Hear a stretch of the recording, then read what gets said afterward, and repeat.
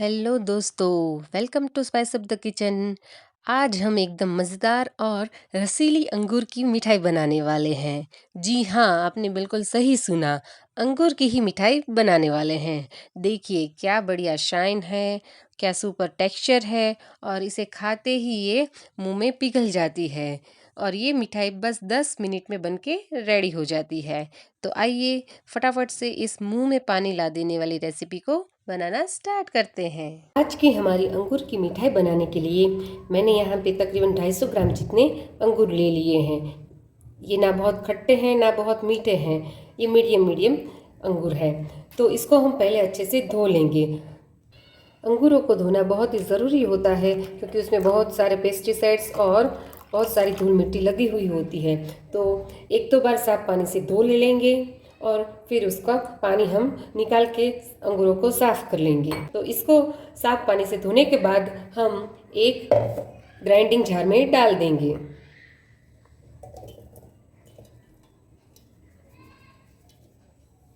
और इसमें हम तकरीबन एक हमारे जो चाय का कप होता है उतना पानी डाल के उसको पीस लेंगे।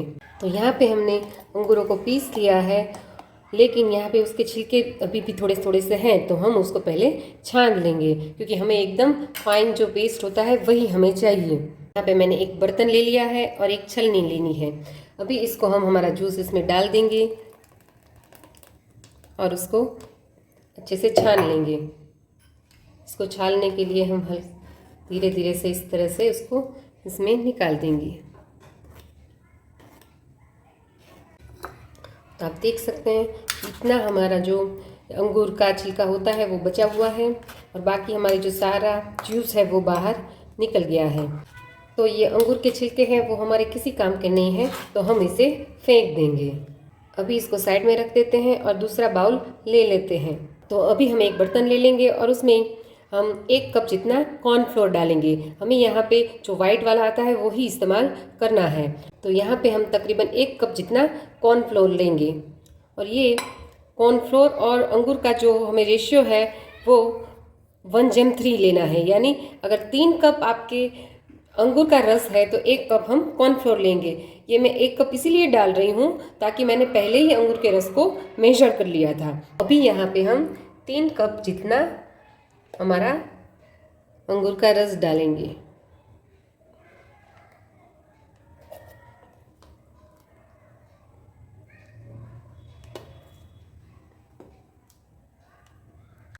और इसको हम अच्छे से मिक्स कर देंगे।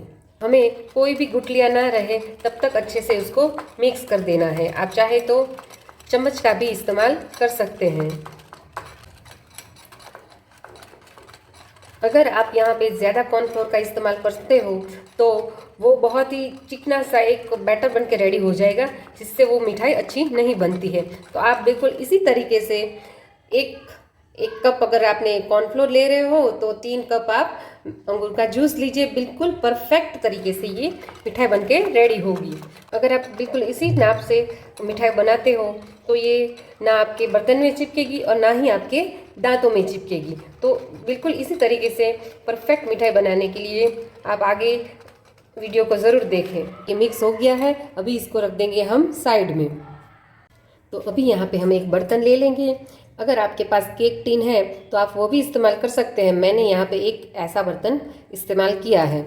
इसको हम घी से थोड़ा ग्रीस कर लेंगे। हमें यहाँ पे घी से हल्का हल्का ही ग्रीस करना है, बहुत ज़्यादा घी लगाना नहीं है। और यहाँ पे हम काजू, बादाम और पिस्ता को मैंने बारीक बारीक काट लिया है, तो इसको हम यहाँ पे थोड़ा थोड़ा सा करके ऐसे फैला देंगे। आप कोई भी ड्राई फ्रूट या कुछ भी जो मेलन सीड वगैरह आते हैं वो आप अपने मनपसंद यहाँ पे डाल सकते हैं। और ये पूरी थाली हमें हमारी जो मिठाई बनाने के पहले ही रेडी करके रख देनी है, ताकि मिठाई हमारी इसमें हम सेट करने के लिए डालें तो तुरंत ही डाल सके, नहीं तो ठंडी हो जाए तो फिर वो सेट अच्छे से नहीं होती है। तो इसको हम ऐसे कम ज़्यादा कुछ भी अपनी पसंद का हिसाब से आप डाल सकते हैं। तो अभी इसको हम साइड में रख देते हैं और हमारी मिठाई की तैयारी कर लेते हैं। यहाँ पे मैंने एक बर्तन ले लिया है और गैस को मैंने रखा है मीडियम फ्लेम पर। तो अभी यहाँ पे हम तकरीबन 1.5 कप जितनी हमारी चीनी डालेंगे। तो हमने जिस कप से हमारा अंगूर का जूस लिया था और जिस कप से हमने कॉर्नफ्लोर लिया था, बिल्कुल उसी कप से मैंने यहाँ पे चीनी ली है। तो आप इस बात का ध्यान रखें। तकरीबन 1.5 कप जितनी मैंने यहाँ पे चीनी ले ली है और उसमें हम तकरीबन 1 कप जितना पानी डाल देंगे और इसको हम अच्छे से पिघलने के लिए रख देंगे। तो आप यहाँ पे देख सकते हैं कि हमारी चीनी अच्छे से घुल गई है और हमारे चीनी का जो पानी है वो उबलना स्टार्ट कर दिया है। यहाँ पे हमें 1 ताली या 2 ताली चाशनी नहीं बनानी है। जब तक हमारी चीनी घुल जाती है तब तक ही हमें इसे उबलने देना है। तो अभी हम गैस को कर देंगे बिल्कुल स्लो और हमें हमारे घोल को यहाँ पे अच्छे से मिक्स कर लेना है, क्योंकि जो कॉर्नफ्लोर होता है वो नीचे तले में बैठ जाता है। इसलिए एक बार इसको अच्छे से मिक्स कर दे और फिर उसको धीरे से मिक्स करते जाए और चम्मच को हमें लगातार हिलाते रहना है, क्योंकि फिर अगर हिलाना बंद कर देंगे तो उसमें गुठलियाँ लगने लगेगी। तो इसको लगातार हिलाते रहें। अभी हम हमारी गैस को मीडियम फ्लेम पे रख देंगे और ये जब तक गाढ़ा ना हो जाए तब तक हमें लगातार इसको चलाते हुए पकने देना है। अगर हम हमारे जो चम्मच होती है उसको हिलाना बंद कर देंगे तो इसमें आ जाएंगी गुठलियाँ और हमारी मिठाई अच्छे से नहीं बनेगी। तो आप इसको लगातार चलाते रहें और मीडियम फ्लेम पे ही गैस को रखें। तो यहाँ पे तकरीबन 1 से 2 मिनट अच्छे से इसको पकाने के बाद आप देखिए कि ये बिल्कुल गाढ़ा हो गया है और एकदम क्रीमी साइज का टेक्सचर भी हो गया है। तो ग्रेप्स का हमारा उसका नेचुरल ग्रीन कलर है, लेकिन एकदम हलवाई स्टाइल हमारी मिठाई बनाने के लिए हम बिल्कुल थोड़ी सी ही, एक चुटकी से भी कम हमारी जो नेचुरल फूड कलर होता है वो डालेंगे। आप चाहे तो इसको स्किप भी कर सकते हैं और उसको अच्छे से मिक्स कर देंगे। तो आप देख सकते हैं कि फूड कलर ऐड करने से उसका बहुत ही अच्छा सा ग्रीन कलर आ गया है। और अभी यहाँ पे हम तकरीबन 1 चम्मच जितना घी डालेंगे और वापस से उसको अच्छे से मिक्स कर देंगे। तो यहाँ पे आप देख सकते हैं कि हमारी जो मिठाई है उसका एकदम शाइनिंग सा टेक्सचर आ गया है और घी डालने के बाद ये देखिए इसने कढ़ाई को भी छोड़ दिया है। तो बस इसी स्टेज पे हमें गैस को कर देना है बंद और इसको हम गर्मा गर्म ही इसमें डाल देंगे। अभी इसको हम अच्छे से फैला देंगे। अगर ये ठंडा हो जाएगा तो वो कढ़ाई में ही सेट हो जाएगा और ये अच्छे से फिर थाली में हमारा मिठाई नहीं चिपकेगा। तो इसको अच्छे से ऐसे सारी उसकी साइड्स को अच्छे से सेट कर लें।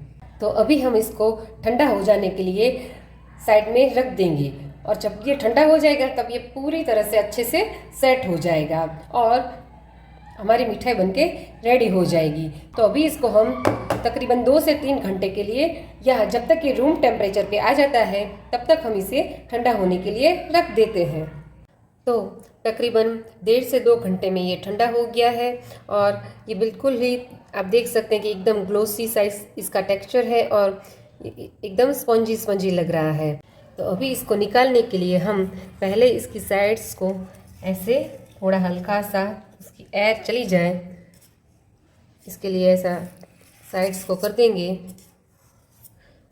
और फिर प्लेट ले लेंगे और